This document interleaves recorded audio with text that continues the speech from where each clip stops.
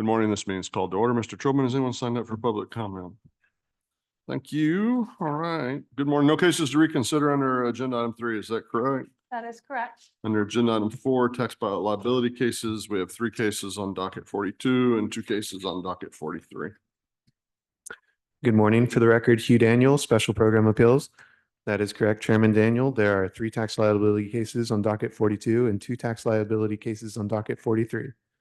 The first case number on docket 42 is TD-24-011-0324. Commissioner Esparza, Agree with staff recommendation. Commissioner Trevino, I agree with staff's recommendation. Chairman Daniel. Agree with staff recommendation. The second case number on docket 42 is TD-24-019-0424. Commissioner Esparza, Agree with staff recommendation. Commissioner Trevino, I agree with staff's recommendation. and Chairman Daniel. Agree with staff recommendation. Thank you. The third case number on docket 42 is TD-24-044-0824. Commissioner Esparza, Agree with staff recommendation. Commissioner Trevino, I agree with staff's recommendation. Chairman Daniel. Agree with staff recommendation. Thank you. That concludes the tax liability cases on docket 42. The first case number on docket 43 is TD-24-020-0324. Commissioner Esparza, Agree with the recommendation. Commissioner Trevino, I agree with staff's recommendation. Chairman Daniel. Agree with staff recommendation. Thank you. The last case, the second case number on docket 43 is TD-24-026-0524. Commissioner Esparza, Agree with the staff recommendation. Commissioner Trevino, I agree with staff's recommendation. Chairman Daniel. Agree with staff recommendation. All right, thank you. That concludes tax liability cases on these docket. Thank you very much. No fair housing cases under agenda item 5. We have no child labor cases on agenda item 6. On agenda item 7, we have no wage claim cases on dockets 42 or 43 pulled for additional discussion. That is correct. There are no cases, fair housing or child labor cases on docket 42 or 43. And there are no wage claim cases pulled for additional discussion on docket 42 or 43. But you should have received the short form dissent list for the wage claim cases. Move we accept staff recommendations on remaining wage claim cases on dockets 42 and 43. I second the motion except for those cases which I am dissenting, as reflected on wage claim short form dissent list for docket 42 and 43. I agree with the chairman's motion except for the cases on which I am dissenting as reflected in the wage claim short form dissent list for docket 42 and 43. Motion passes with the exceptions noted. Let's move to agenda item 8, consideration of unemployment insurance cases on docket 42. Please proceed when you're ready. Okay, the first 4 cases are being called as a group. Case numbers 3084307, 3087772, 3089536, and 3089614. Commissioner Esparza. For these cases, we should reverse the AT's timeliness findings on these 4 companion cases. First, due to the lack of clear guidance from TWC over a period of several months in how to coordinate its hundreds of appeals, we should find that the employer filed a timely position to reopen and had good cause for its non-appearance. Regarding timelinesses of the employer's appeal, due to having received different conflicting instructions from TWC representatives about how to file appeals on hundreds of cases, the employer was effectively misled by the TWC.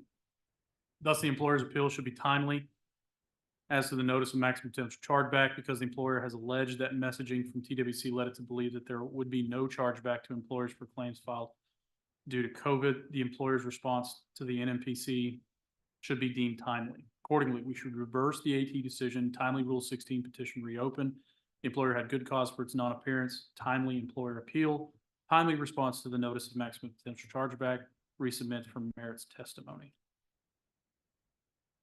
The AT decision should be affirmed. The AT decisions were mailed to the employer's address of record, and the employer offered no arguments as to why they were filed late petitions to reopen at that time. The employer only testified about the interruption to their business operations caused by the pandemic and made allegations of commission misinformation in 2020 and 2021 and 2023, which does not explain why they did not timely file petitions to reopen the AT decisions in late 2022. There is no good cause exceptions to the timeliness rules. Therefore, the petition to reopen should be dismissed as late. Affirm the AT late petition to reopen late employer appeal, late protest to the notice of maximum potential chargeback, employer's account remains charged. I concur with Commissioner Esparza.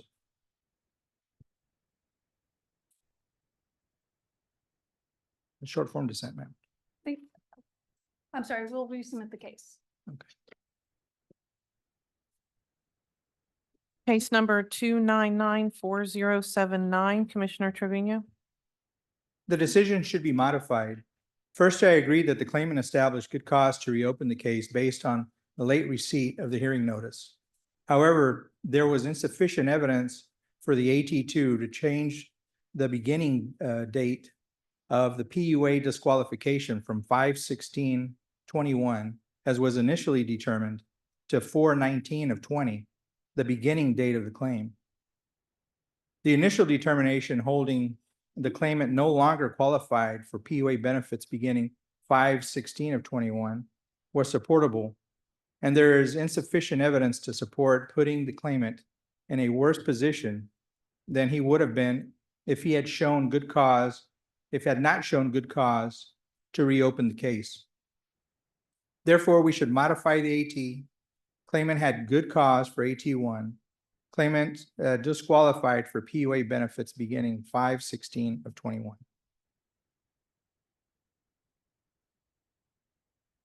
We should we should affirm the AT decision. First, I don't dispute the good cause issue regarding merits.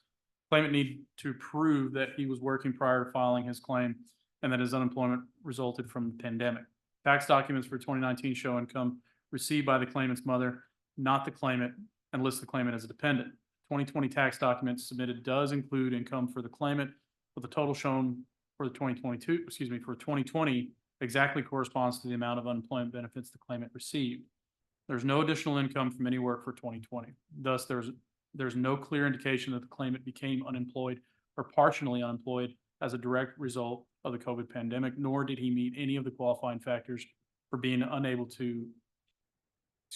unable or unavailable to work because of COVID. Accordingly, the claimant should be deemed ineligible for PUA benefits. Affirm the AT decision. The claimant had good cause for his non-appearance. PUA not eligible beginning April 19th of 2020. Claimant established good cause for AT1, PUA not eligible beginning April 19th, 2020. I'm sorry, could you repeat that? Claimant established good cause for AT1, PUA not eligible beginning April 19th, 2020. Short form dissent, ma'am. I have your short form dissent. Thank you. Case number 3460432, Commissioner Trevino. While I do not dispute that the claimant's appeal to the commission was filed late, the claimant's continued claim involved working as a marketplace contractor and self-employment. As such, the timeliness rules here are not applicable because the 2/12/22 determinations were void from inception. Deem the CA appeal timely, set aside the AT decision, void the determinations. We should dismiss the claimant's appeal as late. The claimant did not file her appeal within the applicable period for a timely appeal. Since there is no good cause exceptions to the timeliness rules, we should dismiss the claimant's appeal as late and leave the underlying decision in full force and effect. Timely commission appeal, claimant established good cause for AT1, set aside the AT, void the continued claim. Short form dissent. I have your short form dissent. Case number 3542634, Commissioner Trevino. The AT decision is correct. The claimant established good cause for missing AT1 because she was sick on the morning of the hearing. Regarding the separation, the evidence presented clearly showed that the claimant repeatedly brought legitimate concerns about her work environment to the employer's attention, but the employer took no real action to resolve the claimant's concerns.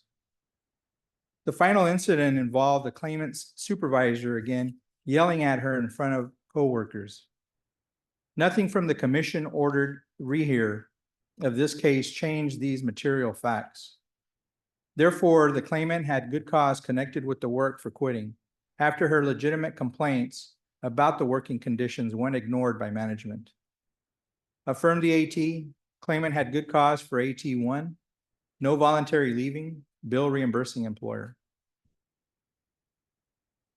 The AT decision should be reversed. I don't contest the good cause ruling regarding the job separation. The claimant quit due to her dissatisfaction with her working environment.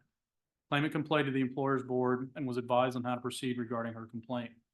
The claimant was to send her complaint directly to her immediate supervisor, but the claimant, failed to do so. Instead, the claimant resigned 2 days after receiving the board's response. As such, the claimant did not follow the employer or did not allow the employer an adequate opportunity to remedy her concerns and quit without work-connected good cause. We should therefore reverse the AT decision. The claimant established good cause for non-appearance, voluntary leaving, reimbursing employer not billed, adequate employer response. Claimant established good cause for AT1, no voluntary leaving, bill reimbursing employer. Short form dissent. I have your short form dissent. Case number 3611893, Commissioner Trevino. The AT decision is not supportable. The claimant was stuck at work for several hours without electricity due to severe weather. During this extended time without power, the claimant took a soda from a kiosk in the employee locker room. The claimant was unable to pay for the drink at the time because the credit card machine wouldn't work without power, but the claimant intended to pay for the item the next day. The claimant denied the employer's allegations that the claimant took multiple items and that the employees were warned against taking items since they could not be paid for. And the employer provided only secondhand testimony based on a video that was not provided to the commission. Given the employer's lack of evidence and the extreme circumstances of the situation, the employer has failed to establish that the claimant's actions constituted misconduct connected with the work. Reverse the AT, the no misconduct, chargeback. The AT decision should be affirmed. The claimant admitted to taking product without paying for it. The employer has a zero tolerance policy against theft at the workplace. Moreover, the claimant, in a fact-finding statement, answered yes to the question of, do you admit misappropriating property? Accordingly, the claimant's action violated the employer's policy and constituted work-connected misconduct. We should therefore affirm the AT decision of misconduct, no chargeback.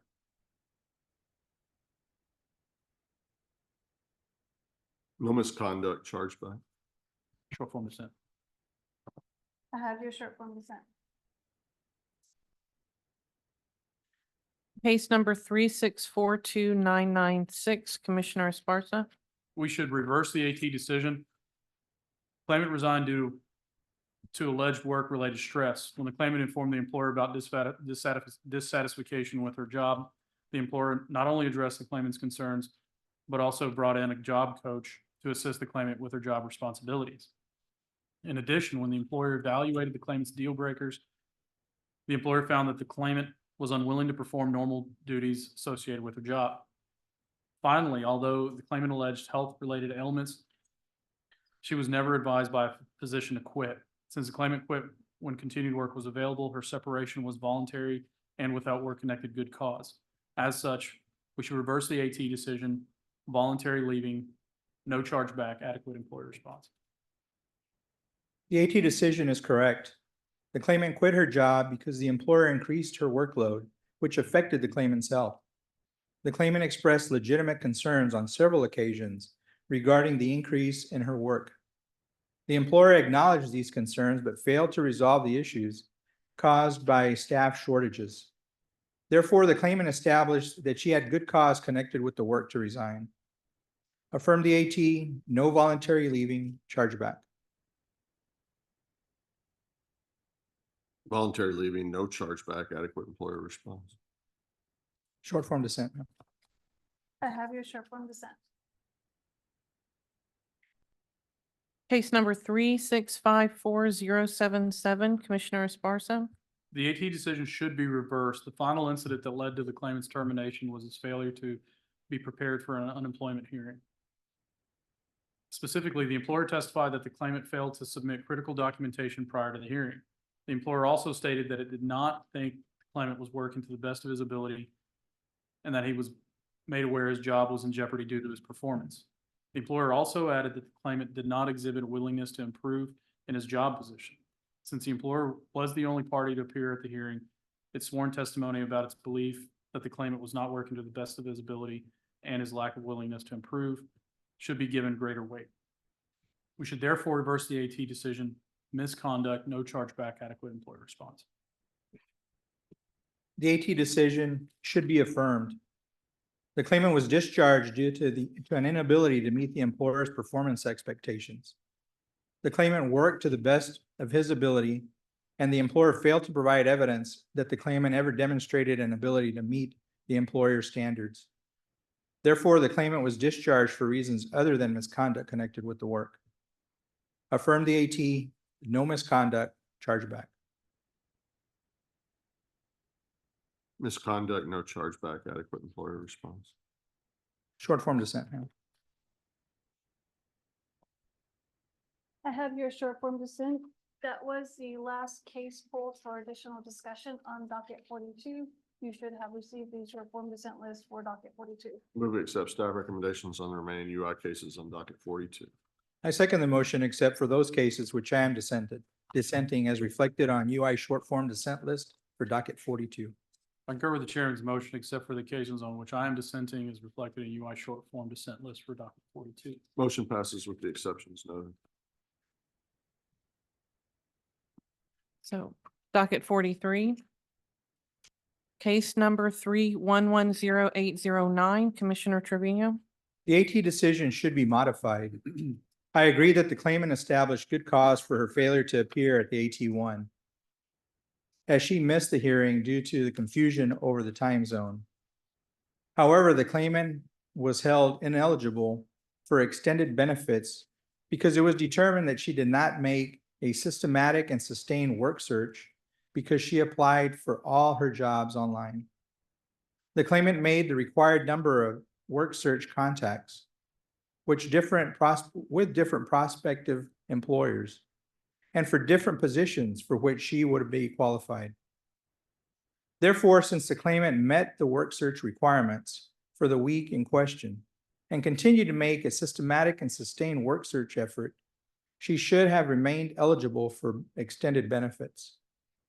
Modify the AT, claimant established good cause for AT1, eligible for extended benefits beginning 7/18 of 21, no overpayment. We should affirm the AT decision. First, I don't dispute the good cause finding. As for the work search issue, I acknowledge that the claimant submitted her work search logs. However, they showed that she was searching for work in only one job board. The claimant was required to make a systematic and sustained effort to find work using a variety of methods that put her in direct contact with employers. Because the claimant limited her searches to a single source, she did not meet the requirements. Accordingly, we should affirm the AT decision. The claimant had good cause for non-appearance. The claimant did not qualify for extended benefits beginning July 18th, 2021. Overpayment. Claimant established good cause for AT1. Claimant is eligible for extended benefits, no overpayment. Short form dissent, please. I have your short form dissent. Case number 3457566, Commissioner Trevino. The AT decision is not supportable. The claimant provided credible and consistent testimony that he received the AT1 decision dated 6/20 of 23 in the mail on 7/5 of 23, which he believed was after the 14-day appeal deadline. While the appeal deadline was extended to 7/5 of 23 due to the holiday, the claimant did not have a way to immediately file an appeal by the July 5th deadline, after having received the decision late on the deadline date. Since the claimant did not receive the decision in a timely manner, we should deem the claimant's appeal timely, and the case should be resubmitted on the merits. Modify the AT. Claimant filed a timely petition to reopen, resubmit. However, if my fellow commissioners do not agree that the current record is sufficient to deem the claimant's appeal timely, this case should be reheard so that the record can be further developed about whether the decision was delivered to the claimant and how frequently the claimant was checking his mail. We should affirm the AT decision. Although the claimant received the AT decision within the time frame for timely appeal, he filed a late appeal. Since there are no good cause exceptions to the timeliness rules, we should find that the claimant's Rule 16 petition to reopen was late and leave the underlying AT decision in full force and effect. As such, we should affirm the AT decision, late Rule 16 petition to reopen, voluntary leaving, overpayment. Timely petition to reopen, resubmit. We will resubmit the case. Case number 3541681, Commissioner Trevino. The AT decision should be affirmed. I do not contest that the claimant received benefits to which she was not entitled due to her failure to report retirement benefits received from her employer while she was receiving benefits. However, the employer specifically told the claimant that they did not have a retirement program and that the payments were a gift. Under the circumstances, the claimant's belief that she did not have to report the payment to the commission was reasonable. Therefore, the payment of the benefits was not the fault of the claimant, and the repayment would be contrary to the equity and good conscience, such as the waiver should be granted. Affirm the AT, no overpayment, grant waiver. We should modify the AT decision. In a companion case on docket 4 earlier this year, we determined that the payments in question were considered retirement payments that should have been reported to TWC. Because the claimant filed to report these payments, the overpayment is appropriate. As to the waiver issue, the claimant is at fault for the overpayment. To receive these payments, the claimant chose to take an early retirement package and signed an early retirement offering program agreement. Her contention that she believed the monthly payments she received were a gift is not reasonable. Thus, denial of waiver is also appropriate. We should modify the AT decision, overpayment and denial of waiver. Overpayment, no waiver.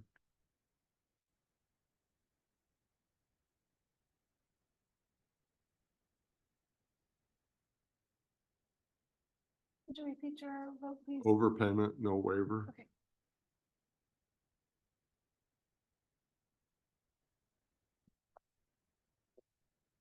Yeah.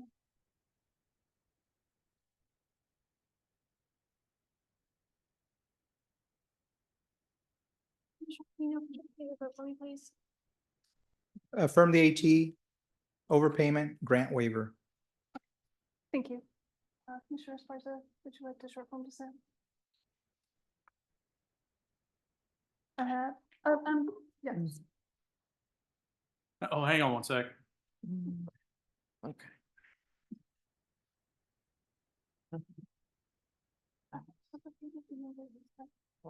And he said overpayment. Okay, I'm going to reaffirm my vote of overpayment and denial of waiver, which I think falls in with the chairman's vote.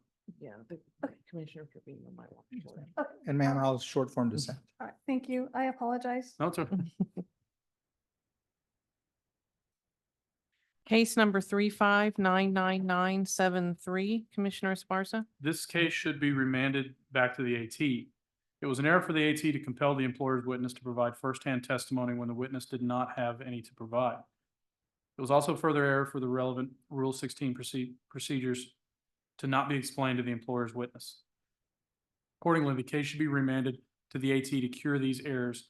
In the alternative, I'll also agree to rehear the case so that the aforementioned errors can be addressed and cured to rehear. The decision should be modified. First, I agree that the claimant established good cause for AT1 due to not receiving the hearing notice in the mail. As to the job separation, though the employer alleged that they discharged the claimant for performance issues that resulted in losing a client, the employer's allegations of the client's performance problems lacked any real details and failed to establish when the employer lost the client or how the claimant was responsible for the loss. Additionally, the clear weight of the evidence established that the employer had never warned the complainant about his performance and was placing his job in jeopardy. Rather, the employer's own evidence showed that the claimant was emailed or he had emailed his manager shortly before his discharge to ask if he was doing everything expected of him, and his manager replied that he was doing a great job. Therefore, the employer has failed to meet its burden of showing that the claimant was discharged for any misconduct connected with the work. Modify the AT. Claimant had good cause for AT1. No misconduct, chargeback, void adequate response. Claimant established good cause for AT1, no misconduct, chargeback, void adequate response. Short form dissent. I have your short form dissent. Case number 3630465, Commissioner Esparza. The AT decision should be reversed. While the claimant tendered a resignation letter, it was under condition that she should resign or be terminated. As such, this case should be viewed as a discharge. The employer's risk management coordinator stated that the claimant was reported to have slammed the brakes of a bus intentionally, causing injury to children who were on board. The risk management coordinator added that this was a dischargeable offense because it caused injury to a minor. Since the employer was the only party at the hearing and as a result, the only party to provide sworn testimony, its testimony should be given greater weight. We should therefore reverse the AT decision, misconduct, reimbursing employer not billed, adequate employer response. The decision is correct. The evidence established that the claimant resigned in lieu of termination. Therefore, this separation was properly analyzed as an involuntary discharge. Although the employer alleged that the claimant was subject to discharge for intentionally slamming on the brakes of the school bus, the employer presented no testimony or evidence to support this allegation.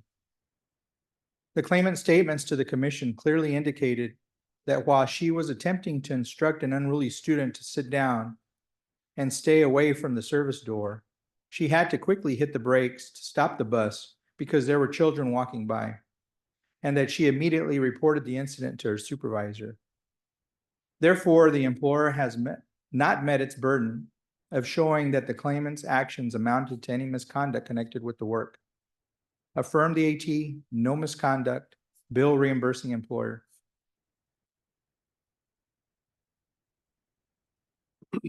Rehear to allow the employer to produce stronger evidence of misconduct to satisfy its burden of proof, such as perhaps a claimant's disciplinary history or actual video footage of the incident. Agreed, right here.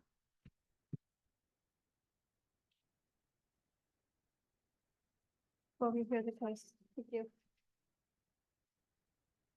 Case number 3636993, Commissioner Esparza. The AT decision should be reversed. The claimant was fired for deleting crucially important files from her computer. The employer provided documentary evidence linking the claimant's email to the deletion of the file. While the claimant may have provided testimony denying that she deleted any files in her fact-finding statement provided closer to the time of discharge, the claimant was not as conclusive and stated that she could not remember deleting any files. Additionally, the fact that most of the employer's files were able to be retrieved is not material to this case, since the act of deleting them in the first place, per the employer's testimony, violated its policy requiring all employees to safeguard and protect the employer's property. As such, the claimant mismanaged her position of employment, which constituted work-connected misconduct. We should therefore reverse the AT decision, misconduct, no chargeback, adequate employer response. In the alternative, I can also agree to rehearing in this case to allow the employer to provide its IT operations manager as a witness to further explain the employer's documentary evidence and its link to the claimant. So rehear.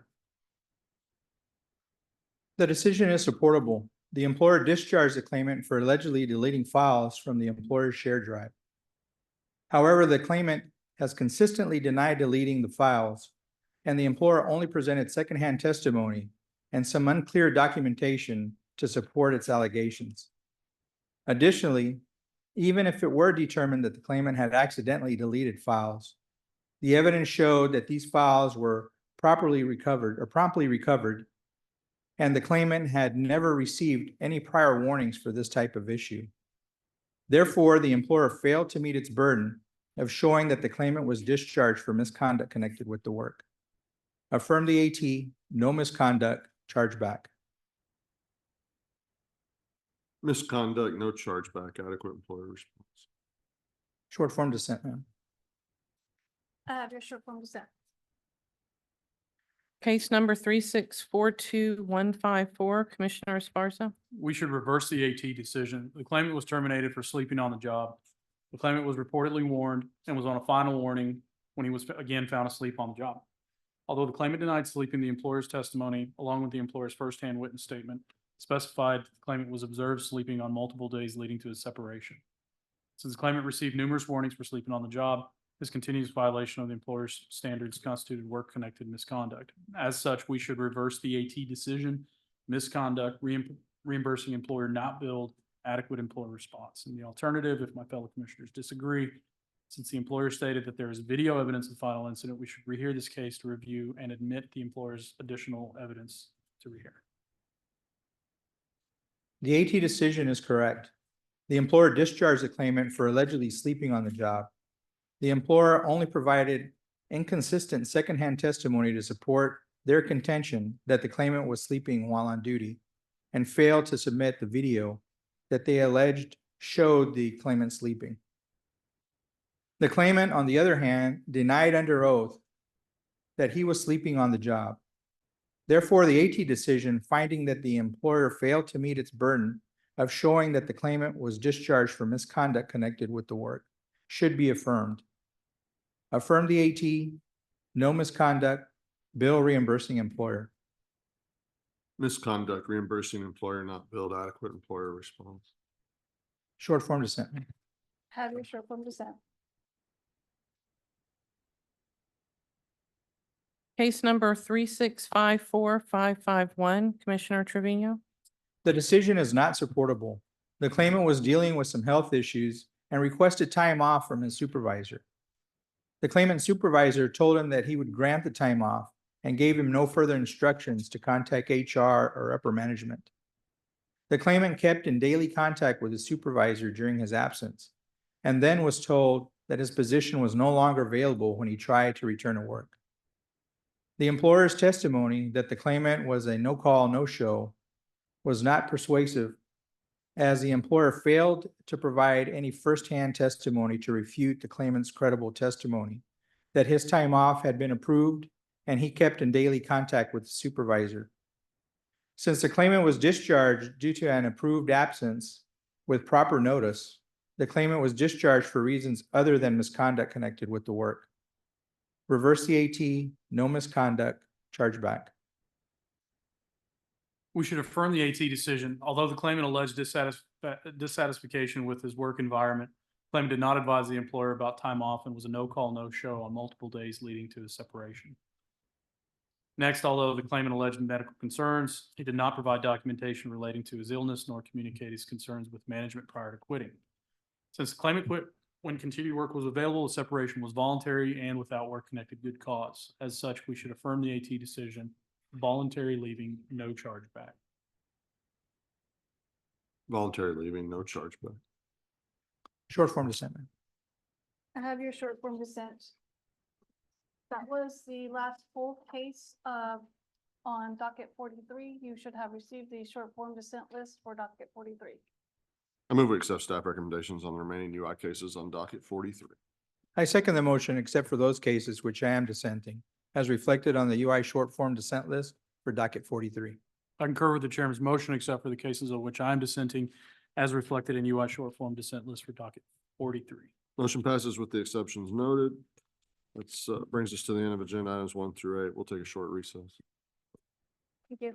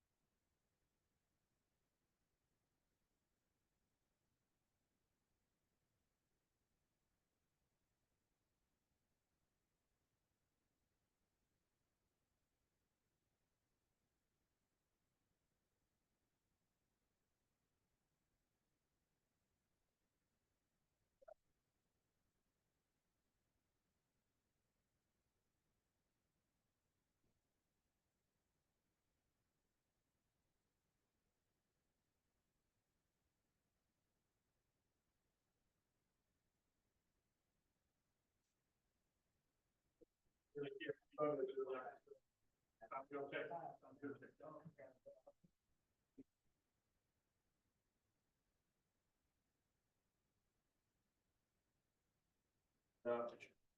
telling you, there's just wholesale shenanigans with the seat.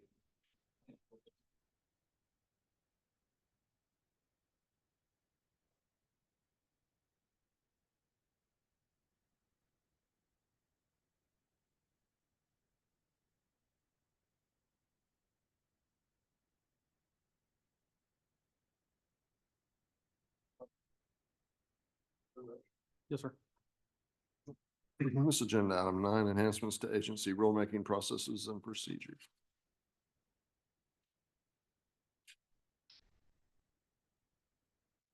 Good morning, Chairman Daniel, Commissioner Trevino, Commissioner Esparza, and Mr. Cerna. For the record, I'm Reed O'Brien with the Office of General Counsel. At the August 20th Commission meeting, the Commission asked staff to develop a process that allows you, the commissioners, and your staff sufficient time to evaluate all legislation that requires or might necessitate rulemaking so that you may provide input to staff before rulemaking begins.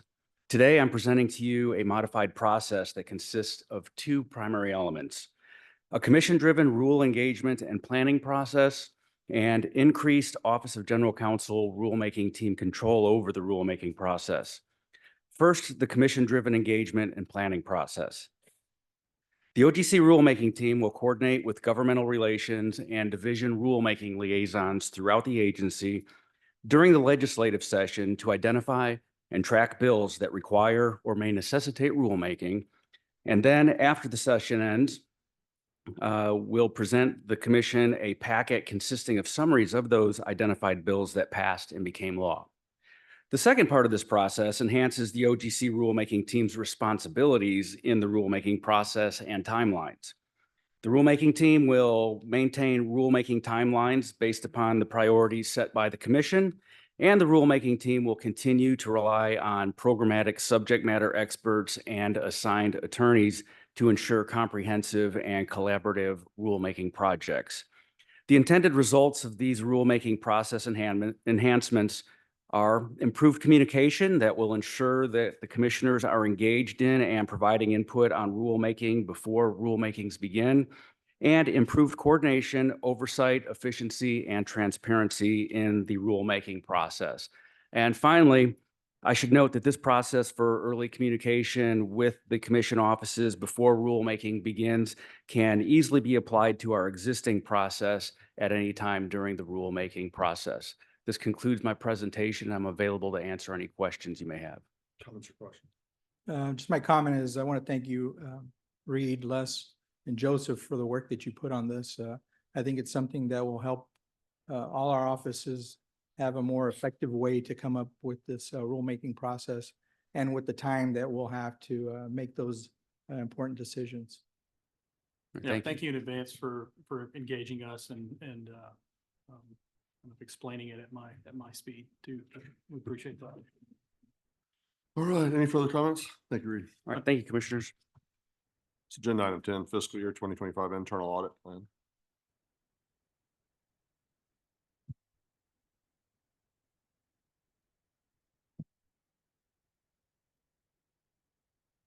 Good morning, Chairman, Commissioners. For the record, Ashley Sogsville, Internal Audit. Today, I'm here to present the fiscal year 2025 audit plan for your consideration and approval. On page 7 and 8 of your materials, you will find the proposed audit projects as briefed with your offices. And I'd be happy to answer any questions you may have. Comments or questions? None here. No, sir. Is there a motion? Chairman, I move that we approve the fiscal year 2025 internal audit plan as recommended today by staff. My second. Votes unanimous, motion carries. This is agenda item 11, internal audit charter. Again, for the record, Ashley Sogsville, Internal Audit. The Internal Audit Charter is a formal document that defines the internal audit activities, purpose, authority, and responsibility. This document should be reviewed and revised periodically to ensure all information is up to date and accurate. Revisions were needed at this time to ensure compliance with changes in auditing standards. Today, I'm here to present the Internal Audit Charter as discussed with your offices for your consideration and approval. Comments or questions? None here. No, Chairman. Is there a motion? Chairman, I move to approve the internal audit charter as recommended today by staff. A second. The move second, vote unanimous and the motion carries. Thank you. It's agenda item 12, board nominations.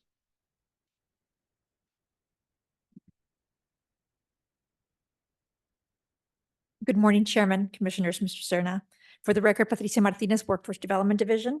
Today for your consideration, we have Workforce Board nominations for Workforce Solutions, Cameron County, Concho Valley, North Central Texas, Heart of Texas, Greater Dallas, Rural Capital Area, South Plains, and Texoma. Staff recommends approval on the presented nominees, and I'm here to answer any questions you may have.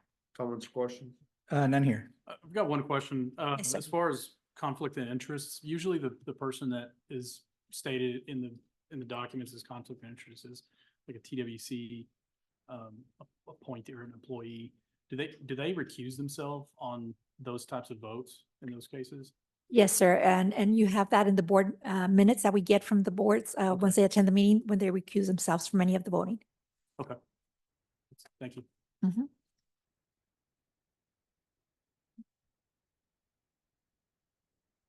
No further comments. No further questions. No, now you made me think about something, so I have to think about it for just a second. Is there a motion?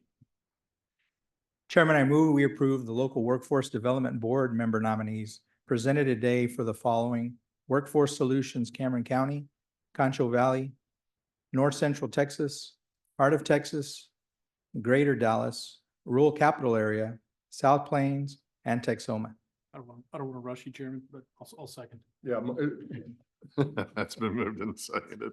The vote is unanimous and the motion carries. Thank you. I appreciate Commissioner Sparks' efforts to rush me today. So. Is there an executive director's report? No, sir. Is there any other business come before the commission? Chairman, I just want to wish my EA Jade happy birthday. She had a birthday yesterday, so celebrated today. And also want to give good luck to Elena Zachman. This is her last commission meeting as a policy advisor. She's going to be moving on to EAL as a grant manager, I believe. And just want to say thank you for all your hard work, everything you've done for the office and for me when I started. So good luck, and hope we see you around. Grant managing sounds like a lot of work, though, right?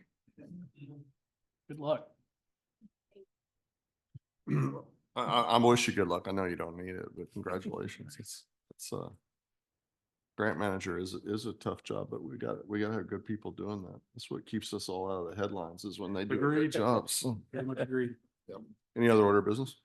Is there a motion to adjourn? Chairman, I move to adjourn. I second. It's been moved saying to adjourn. Motion is, it carries and we are adjourned.